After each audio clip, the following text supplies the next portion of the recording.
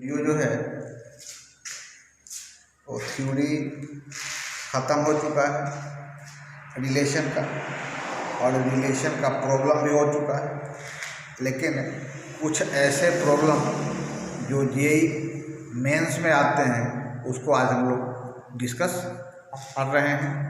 तो सबसे फर्स्ट में आपको दिमाग में ये बैठा करके रखना है कि इस रिलेशन से जो भी सवाल आएगा वो सिर्फ जेईई मेंस में आएगा, रिलेशंस एडवांस के सिलेबस में नहीं है। तो क्योंकि हम लोग रिलेशंस के बहुत सारे सवाल को बना चुके हैं और आज जितना हम लोगों ने सीखा है, क्योंकि 12 वीडियो रिलेशन पर यूट्यूब पर है, और जितना भी हम लोगों ने वीडियो 1 से लेकर के और 12 तक में सीखा है उसको यदि मेंस के सवाल में आता है, आपको यही दिमाग में रखना है कि इसमें भी रिफ्लेक्सिव होगा कि नहीं, सिमेट्रिक होगा कि नहीं, ट्रांजिटिव होगा कि नहीं, यही सारी बातों को देखना है। तो हम लोग चूँकि बहुत सारे सवाल बना चुके हैं, बहुत सारी बातों को सीख गए हैं, तो जितने भी बातों को हम लोगों ने सीखा है उसको मेंस के सवाल में एप्लीकेशन करने के लिए आज हम लोग सीख लेंगे, और उसके बाद ये टॉपिक बिल्कुल ख़त्म हो जाएगा।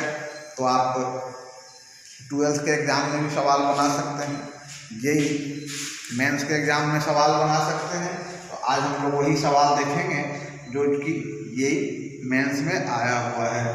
तो आप ध्यान से देखेंगे, यहाँ पर एक सवाल दिया हुआ है और ये सवाल जो है वो जेईई मेन ऑनलाइन एग्ज़ाम का सवाल है 2018, जेईई मेन ऑनलाइन 2018। और ये सवाल लिखा हुआ है, ये सवाल है consider the following 2 binary relation on the set. हम आप लोगों को बता चुके हैं कि जब भी रिलेशन डिफाइन होगा तो रिलेशन डिफाइन होने के लिए एक सेट की आवश्यकता है। तो देखिए यही सेट है। सेट क्या है? ए एक सेट है जिसका एलिमेंट ए, बी और सी है। अब यहाँ पर 2 रिलेशन दिया हुआ है, एक R1 है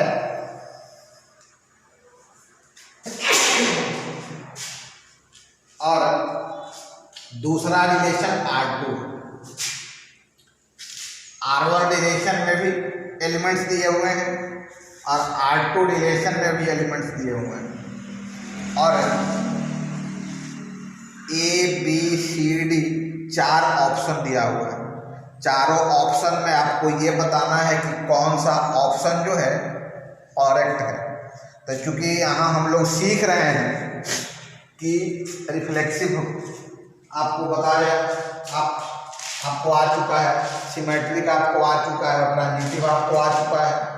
लेकिन चूंकि जब आप सवाल देखेंगे तो सवाल में सिर्फ सिमेट्रिक के बारे में दिया हुआ है और ट्रांजिटिव के बारे में दिया हुआ है ऑप्शन जो है। तो यदि आप रिफ्लेक्सिव के बारे में नहीं भी सोचेंगे तो भी इस सवाल के लिए हो जाएगा। लेकिन क्योंकि हम लोग एग्ज़ाम में अभी बैठे नहीं हैं, क्योंकि हम लोग इस सवाल को सीख रहे हैं, जब एग्ज़ाम देना होगा और जब आप एग्ज़ाम में जाएंगे तो सिर्फ सिमेट्रिक और ट्रांजिटिव के बारे में देखेंगे, क्योंकि वहाँ पे समय का अभाव है। अब आप ध्यान से देखिए कि यहाँ सेट है और सेट में एलिमेंट है A, B, C 3 एलिमेंट है, और रिलेशन R1 में जो एलिमेंट है वो दिया हुआ है CA, C कमाए, BB, AC, A कमा C, CC, C कमा C,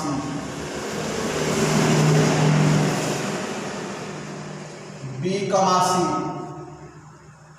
और A कमा A। तो हम लोग पहले इसी रिलेशन के बारे में देखते हैं कि रिलेशन रिफ्लेक्सिव है कि नहीं, सिमेट्रिक है कि नहीं, ट्रांजिटिव है। देखिए सेट है A और इसमें एलिमेंट है A, B, C। तो आपको रिफ्लेक्सिव रिलेशन के बारे में बताया गया है कि एलिमेंट यहाँ पर ए, बी और सी है। यदि इस रिलेशन में ए है तो ए होना चाहिए, क्योंकि है इस ए में बी है तो बी होना चाहिए, बी और बी है, और इसमें सी है तो सी भी होना चाहिए। मतलब यदि सेट में एलिमेंट ए बी सी है तो रिलेशन में ऑर्डर पेयर ए होना चाहिए, ऑर्डर पेयर बी होना चाहिए और ऑर्डर पेयर सी होना चाहिए, तब ये जो रिलेशन होगा वो रिफ्लेक्सिव रिलेशन होगा। और चूंकि हमारे जो सवाल जो दिए उसमें से ए भी है, बी भी है और सी भी है, इसलिए ये जो रिलेशन होगा वो रिफ्लेक्सिव रिलेशन होगा। लेकिन चूंकि ऑप्शन में रिफ्लेक्सिव के बारे में बात नहीं है, ऑप्शन में सिर्फ सिमेट्रिक और ट्रांजिटिव के बारे में बात हो रहा है, लेकिन चूंकि हम लोग यहाँ पर सीख रहे हैं इसलिए हम लोग तुरंत बता देंगे कि रिलेशन जो है वो रिफ्लेक्सिव हो। अब सिमेट्रिक देखते हैं। R1 की रिफ्लेक्सिव, R1 रिफ्लेक्सिव हो गई। अब देखते हैं सिमेट्रिक के बारे में। तो आप देखिए सी ए से रिलेटेड है, सी ए है तो सी ए है तो ए सी भी होना चाहिए। तो देखिए यहाँ सी ए है और यहाँ ए सी भी है। अब यहाँ देखिए बी रिलेटेड टू सी है, मतलब बी सी से रिलेटेड है तो सी भी बी से रिलेटेड होना चाहिए। सी ए था तो ए सी हम लोगों ने खोजा, बी सी है तो सी भी खोजना चाहिए, लेकिन इसमें कहीं सी भी है नहीं, इसलिए ये जो रिलेशन होगा वो सिमेट्रिक रिलेशन नहीं हो सकता है। क्योंकि सिमेट्रिसिटी के बारे में आपको बताया जा चुका है कि यदि ए बी से रिलेटेड हो तो बी भी ए से रिलेटेड होना चाहिए, तभी वो रिलेशन सिमेट्रिक हो सकता है। और आप यहाँ पर ध्यान से देखेंगे सी ए से रिलेटेड है, सी ए से रिलेटेड है तो ए भी सी से रिलेटेड होना चाहिए, इसमें दिया हुआ है। लेकिन बी सी से रिलेटेड है, सी बी से रिलेटेड नहीं है, इसलिए ये R1 जो होगा R1 is not symmetric, R1 symmetric नहीं हो सकता है। सिमेट्रिक समझ में आ गया R1। अब बताना है ट्रांजिटिव है कि नहीं है। तो देखिए ट्रांजिटिव है कि नहीं। आप यहां ध्यान से देखेंगे कि रिलेशन जो है, देखिए ट्रांजिटिव के लिए पेयर बनाना पड़ता है। तो एक पेयर लेते हैं बी सी, मतलब बी सी से रिलेटेड है, और दूसरा पेयर लेते हैं सी ए से रिलेटेड है, बी सी से रिलेटेड है और सी ए से रिलेटेड है, तो ये सी खत्म हो जाएगा, बी ए से रिलेटेड होना चाहिए। देखिए बी ए से रिलेटेड होना चाहिए। ट्रांजिटिव का रिलेशन क्या है कि ए बी से रिलेटेड हो, ध्यान से देखिएगा, ए बी से रिलेटेड हो, अब बी सी से रिलेटेड हो तो ए सी से रिलेटेड होना चाहिए। देखिए इस ऑर्डर पेयर का लास्ट वाला इस ऑर्डर पेयर का फर्स्ट वाला सेम होना चाहिए। तो इस ऑर्डर पेयर का लास्ट वाला बी है और इस ऑर्डर पेयर का फर्स्ट वाला बी है, ये दोनों बी भी खत्म हो जाएगा तो इसका फर्स्ट वाला इसका सी वाला, ये और सी बचना चाहिए था। यदि ऐसा होता तो रिलेशन ट्रांजिटिव होता। एक फिर से देखें यहाँ पर कि बी सी से रिलेटेड है, मतलब दो ऑर्डर पेयर है, एक ऑर्डर पेयर बी और सी है, दूसरा ऑर्डर पेयर सी और ए है। तो बी सी से रिलेटेड है, इस ऑर्डर पेयर का लास्ट वाला सी है, और सी ए से रिलेटेड है, इस ऑर्डर पेयर का फर्स्ट वाला सी है। यदि ये दोनों सी खत्म हो जाएगा तो इस ऑर्डर पेयर का फर्स्ट वाला बी होगा और इस ऑर्डर पेयर का लास्ट वाला ये होगा, तो बी ए होना चाहिए। यदि इस रिलेशन में R1 में बी ए रहता तो हम बोल सकते थे कि ये जो रिलेशन है वो ट्रांजिटिव रिलेशन है। क्योंकि बी ए इसमें उपस्थित नहीं है, इसलिए ये जो रिलेशन होगा वो ट्रांजिटिव नहीं होगा। तो ये R1 is not transitive, R1 is not transitive, इसलिए R1 जो होगा वो ट्रांजिटिव नहीं हो सकता है। तो R1 सिर्फ क्या होगा, R1 रिफ्लेक्सिव होगा, सिमेट्रिक नहीं होगा, ट्रांजिटिव नहीं होगा। अब आप R2 के बारे में देखिए।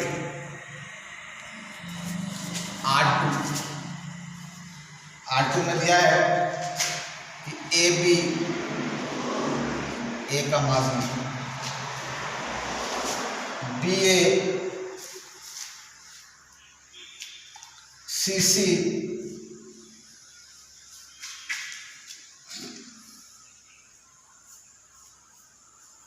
CA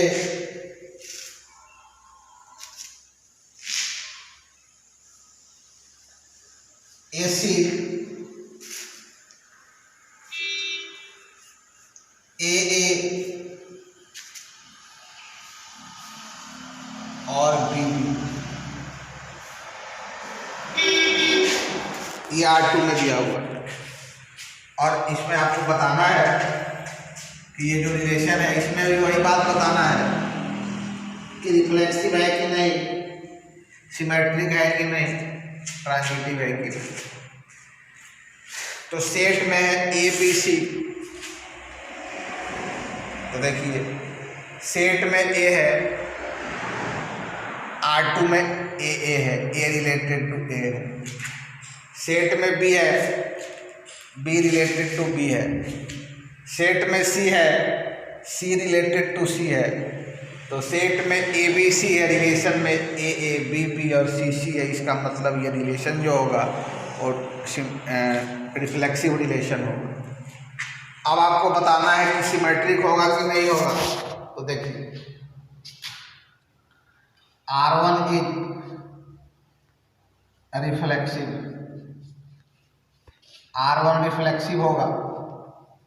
सिमेट्रिक देखिए A B से रिलेटेड है तो B भी A से रिलेटेड होना चाहिए। C A से रिलेटेड है तो A भी C से रिलेटेड होना चाहिए। देखिए A B है, A रिलेटेड टू B है, तब B रिलेटेड टू A भी होना चाहिए जो कि है। C A से रिलेटेड है मतलब CA है, C A से रिलेटेड है तो A भी C से रिलेटेड होना चाहिए, A भी है। इसका मतलब हुआ कि ये R2 जो होगा, R2 is symmetric relation, R2 is symmetric, R2 is symmetric relation. R2 जो होगा वो आपका सिमेट्रिक रिलेशन है। अब आपको बताना है कि ये जो रिलेशन है वो ट्रांजिटिव रिलेशन है कि नहीं। तो देखिए ट्रांजिटिव के लिए पेयर बनाना पड़ता है। जैसे यहाँ पर है AB और BA, ये दो पेयर हो सकता है क्योंकि इस दो ऑर्डर पेयर लेना होता है। तो इस ऑर्डर पेयर का लास्ट वाला B है, इस ऑर्डर पेयर का फर्स्ट वाला B है, ये दोनों B भी खत्म हो जाएगा तो A बचना चाहिए। देखिए इसमें A है। और भी पेयर बन सकता है, देखिए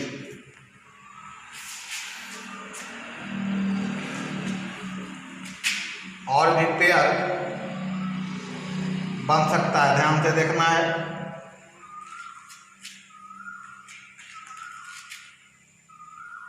AB हो गया, BA हो गया। अब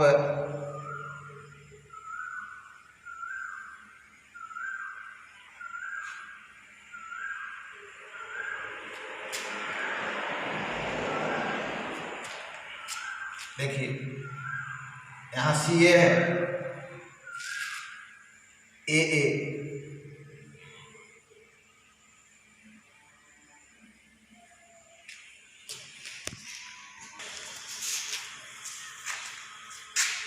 ए बी से रिलेटेड है और बी ए से A related to B, B related to A, तो बी भी खत्म होगा, ए रिलेटेड टू ए तो है।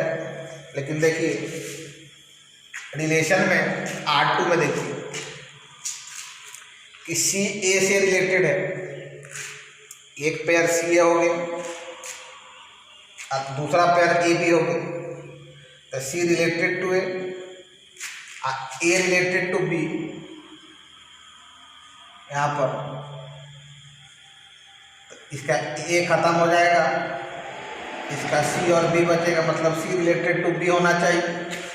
लेकिन R2 में सी रिलेटेड टू बी नहीं दिया हुआ है, इसलिए R2 जो होगा वो सिमेट्रिक ट्रांजिटिव रिलेशन नहीं हो सकता। तो R2 इज नॉट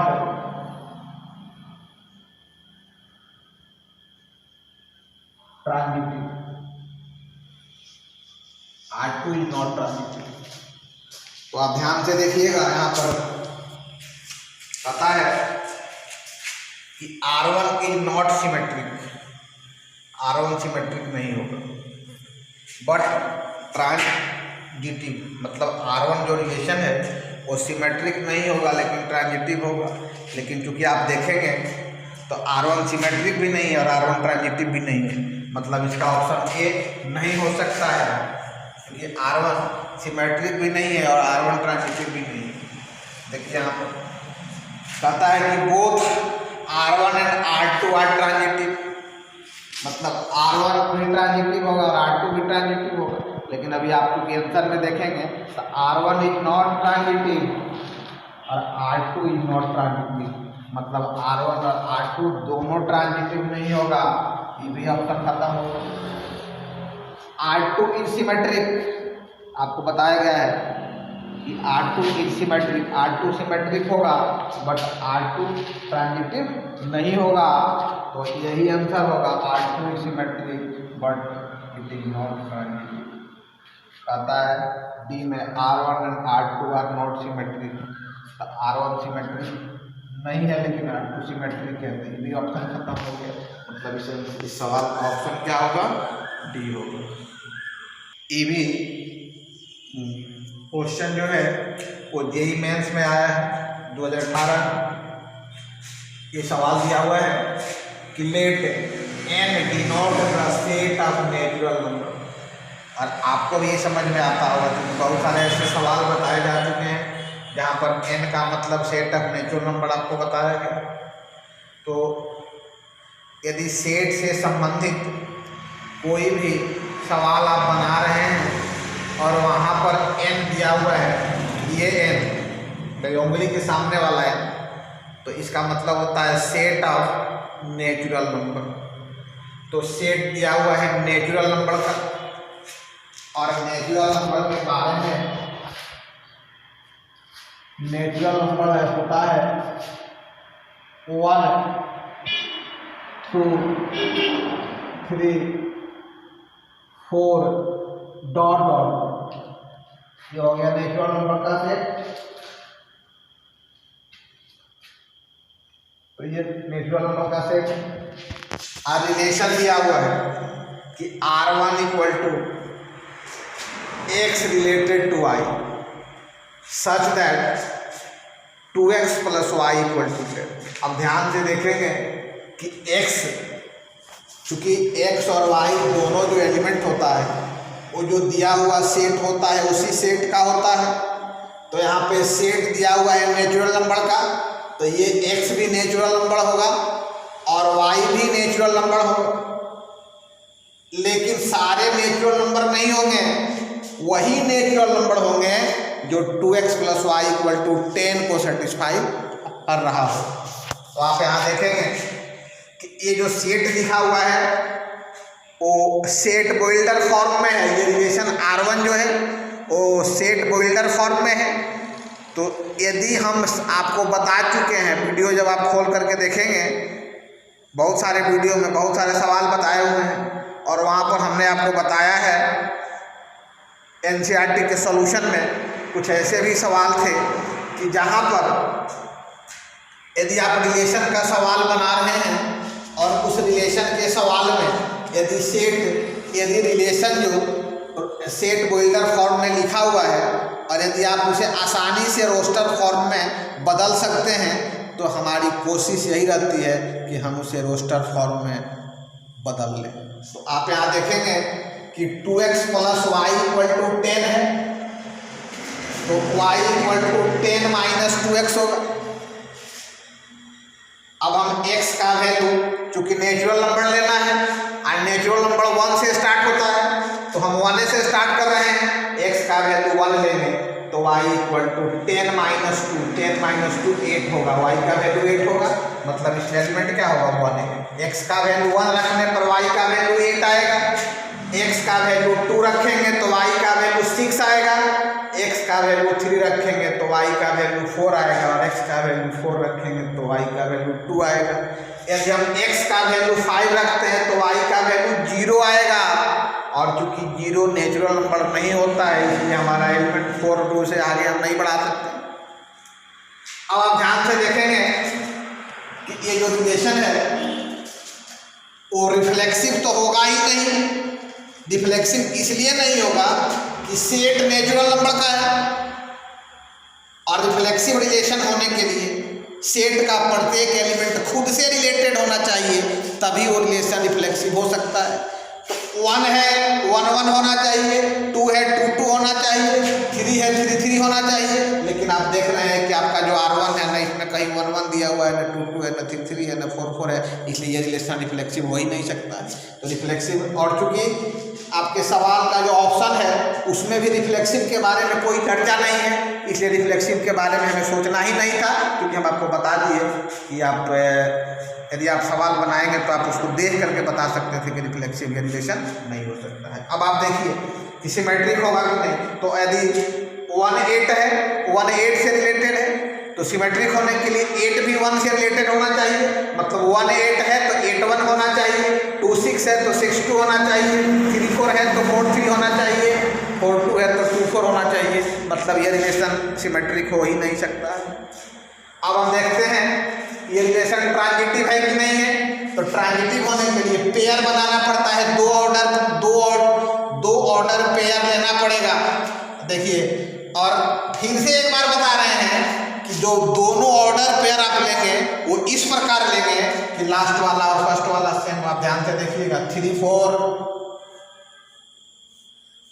इस ऑर्डर पेयर का लास्ट वाला 4 है, और 4 2 इस ऑर्डर पेयर का फर्स्ट वाला 4 है, और यदि ये 4 4 खत्म होगा, इसका 3 बचेगा,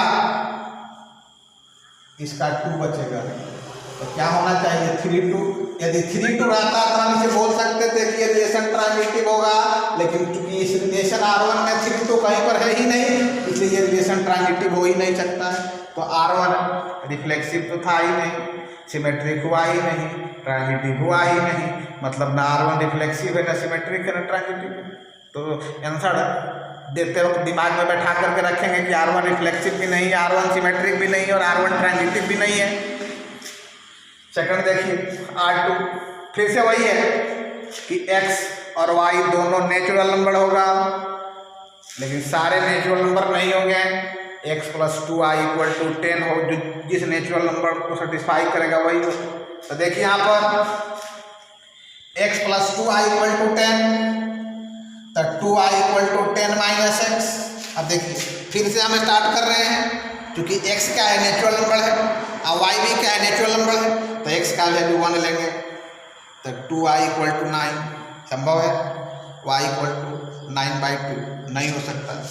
देखिए यहाँ पर x का वैल्यू 1 लेंगे तो 10 - 1, 2y = 9, y का वैल्यू 9/2, y भी नेचुरल नंबर है इसलिए हो नहीं सकता है, तो x का वैल्यू 1 लेंगे, y का वैल्यू 9/2 होगा, वही होगा ही नहीं। तो x का वैल्यू यदि हम 2 लेते हैं,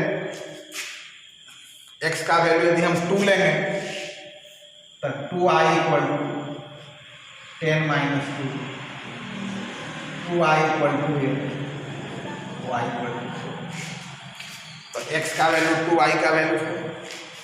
अब x का वैल्यू 3 नहीं रखेंगे, फिर से वही आ जाएगा कंडीशन, 3 रखेंगे तो 2y = 7, y = 7/2 नहीं नहीं होगा, इसलिए y का वैल्यू 4 रखेंगे, x का वैल्यू 4 रखेंगे तो y का वैल्यू 3 आएगा, x का वैल्यू 6 रखेंगे तो y का वैल्यू 2 आएगा, और y का वैल्यू 8 रखेंगे x का वैल्यू 1 आएगा।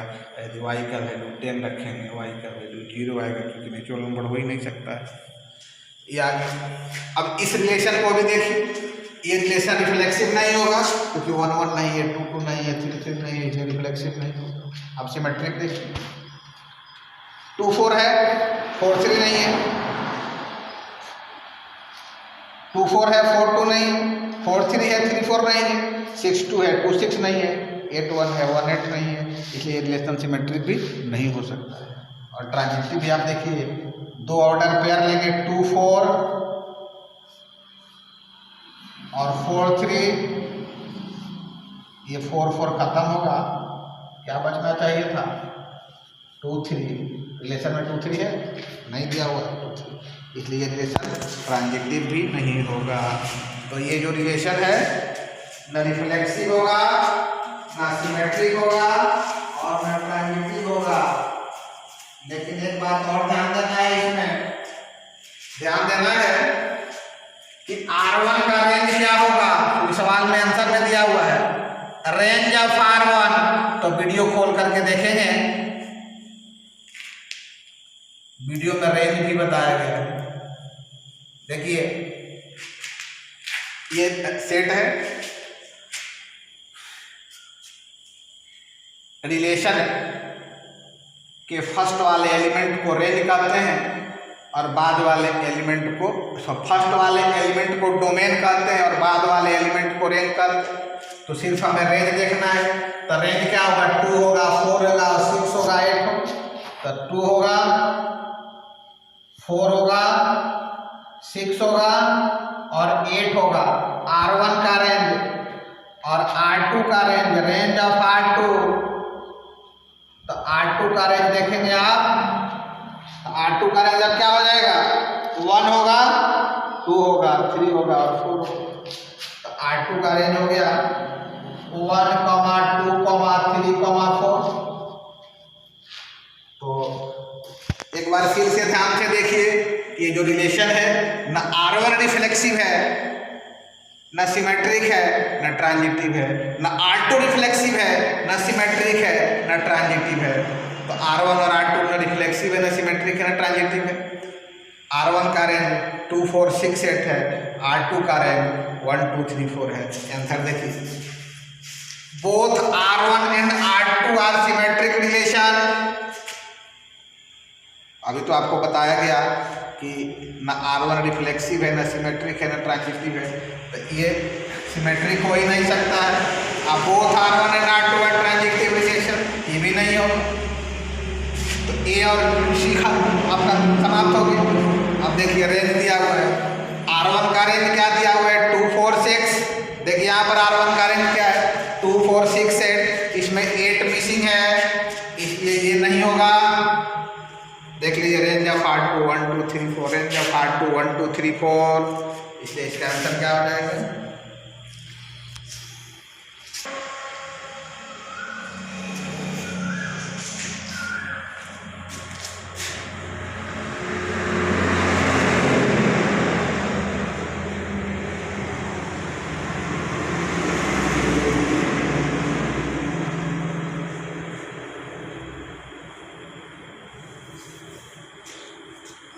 चलिए देखिए, ये भी सवाल जी मेंस का है, इसको बोलते हैं एसर्शन और रीजनिंग का सवाल। इसमें 2 स्टेटमेंट दिया हुआ है। स्टेटमेंट 1 है, ये स्टेटमेंट 1 है, कहता है कि द रिलेशन, ये रिलेशन है x रिलेटेड टू y जब y minus x is an integer. ये जो रिलेशन है वो इक्विवेलेंस रिलेशन हो। आई स्टेटमेंट 2 है, इसमें भी एक रिलेशन दिया हुआ है कि x रिलेटेड टू y होगा यदि x equal to alpha y होगा, जहाँ पर अल्फा y, जहाँ पर अल्फा कोई रेशनल नंबर हो सकता है। मतलब ये 2 रिलेशन, दो स्टेटमेंट है, स्टेटमेंट 1 और स्टेटमेंट 2। तो हमें पहले देखना होगा कि स्टेटमेंट 1 सही है कि नहीं है, स्टेटमेंट 2 सही है कि नहीं है, और फिर देखेंगे कि स्टेटमेंट 2 यदि सही है, स्टेटमेंट 1 भी सही है, तो स्टेटमेंट 2 जो है स्टेटमेंट 1 का करेक्ट एक्सप्लेनेशन है कि नहीं है, यही इसमें देखना पड़ता है।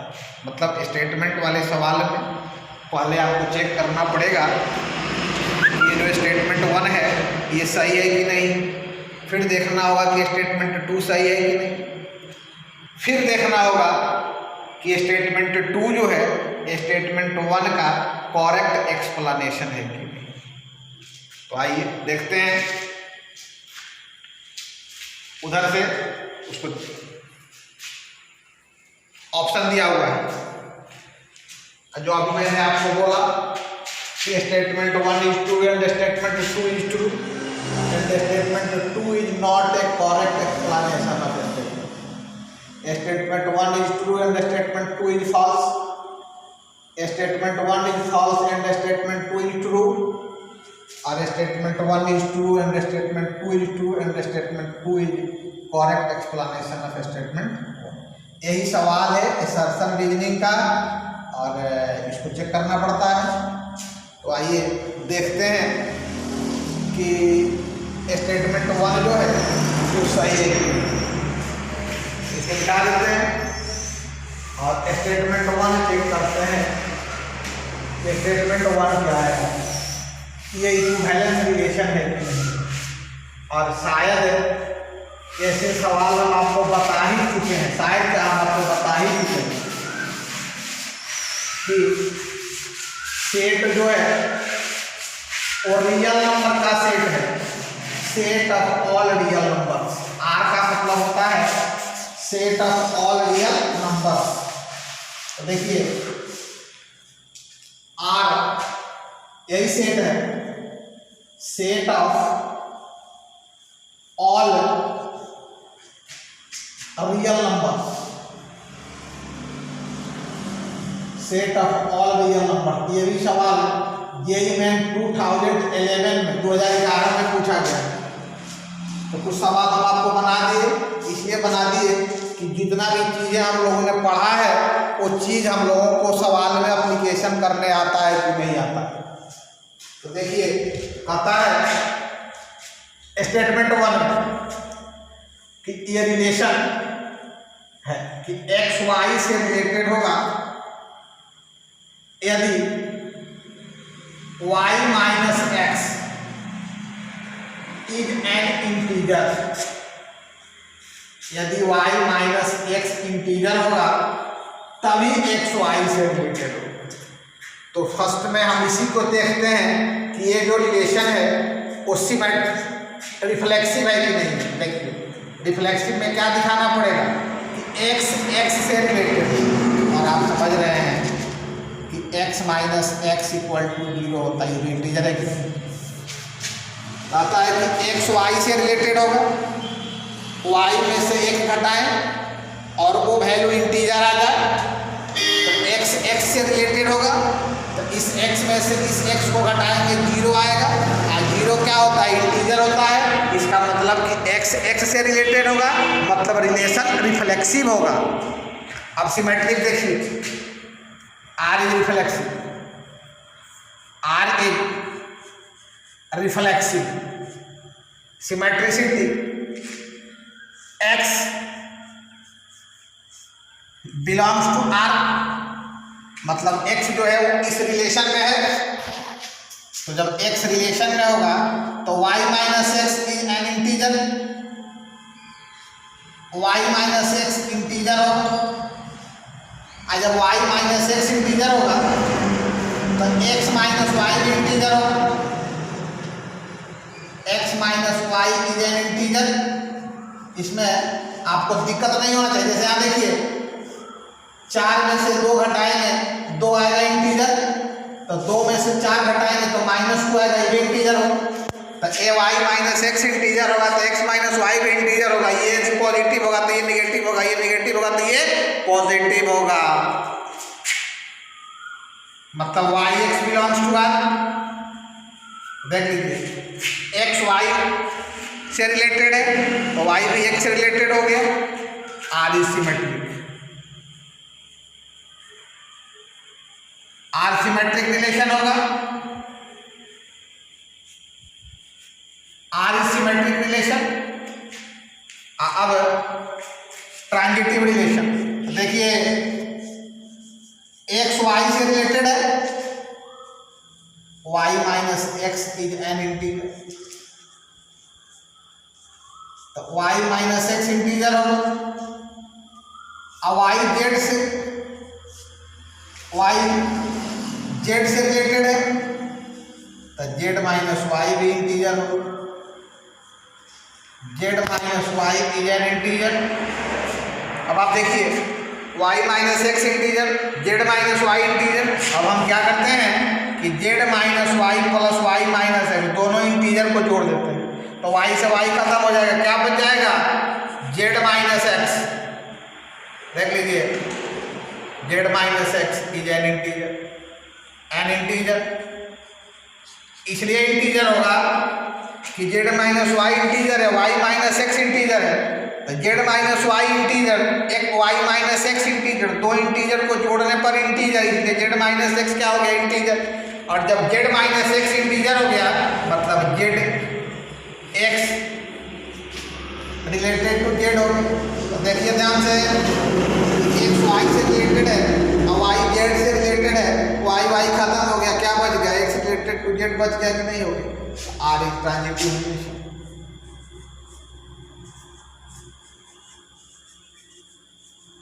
Are is transitive relation. तो ये रिलेशन रिफ्लेक्सिव भी है, सिमेट्रिक भी और ट्रांजिटिव भी है। इसका मतलब स्टेटमेंट 1 जो है वो सही है कि r is an equivalence relation, मतलब आर रिफ्लेक्सिव भी है, मतलब स्टेटमेंट 1 जो है उसमें जो रिलेशन दिया हुआ है वो रिफ्लेक्सिव भी है, सिमेट्रिक भी है, ट्रांजिटिव भी है, इसलिए ये रिलेशन जो होगा इसको इक्विवेलेंस रिलेशन बोल सकते हैं। अब आइए देखते हैं रिलेशन नंबर स्टेटमेंट 2 का रिलेशन। स्टेटमेंट 2 का रिलेशन देखिए,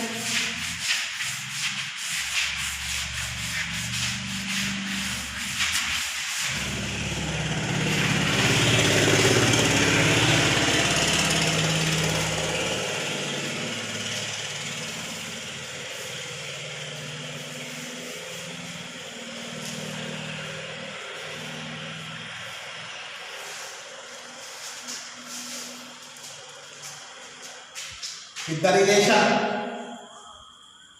x y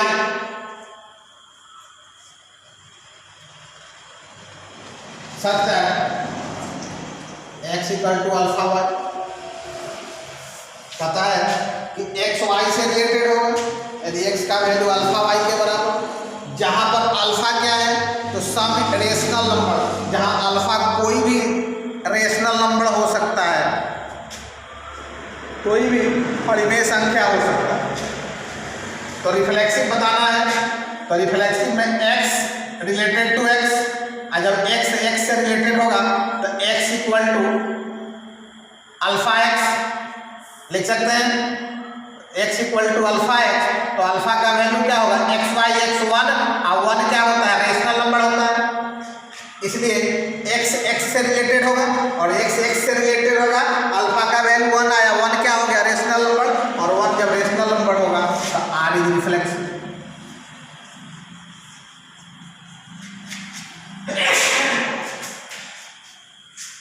r is reflexive.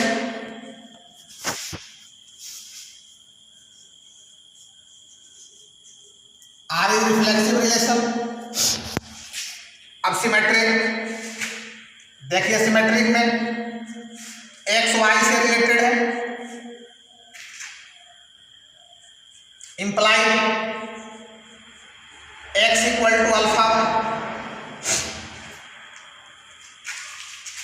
Implied y equal to 1y alpha into x. देखिए अल्फा यदि रेशनल है तो 1y अल्फा रेशनल हो भी सकता है, नहीं भी हो सकता है।